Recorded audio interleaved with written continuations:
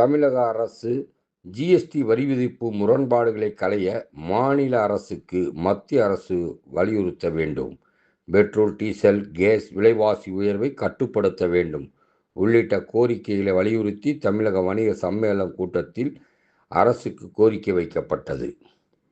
திண்டுக்கல் தனியார் திருமண மண்டபத்தில் தமிழக வணிக சம்மேளன நிர்வாகிகள் கூட்டம் நடைபெற்றது. இக்கூட்டத்திற்கு மாநில நிர்வாகிகளும் பணியாளர்களும் பல்வேறு மருத்துவம் மற்றும் அனைத்து சேவையும் கிடைக்க அரசு வழிவகை செய்ய வேண்டும்.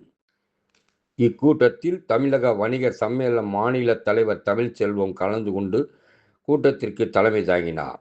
அதனைத் தொடர்ந்து நிர்வாகிகளிடம் பணிகள் குறித்து விளக்கம் அளித்தார். கூட்டத்தில் மாநில துணைத் தலைவர் பரந்தநாதன், மாநில செயலாளர் டாக்டர் ராஜபாண்டி வீராசாமி, மதுரை மண்டல மருத்துவ அணி செயலாளர் டாக்டர் அந்தோணிதாஸ், மகளிர் அணி ஒருங்கிணைப்பாளர் சரவணன் தேவி, திண்டுக்கல் மாவட்ட செயலாளர் சரவணன் மற்றும் மாவட்ட நிர்வாகிகள் சுப்பிரமணியன், கோபால், போடிசாமி, பரமசிவம், முகமது மீரான், வெள்ளிமலை, மரிய அருள் செல்வி உள்ளிட்டோர் இக்கூட்டத்தில் கலந்து கொண்டனர்.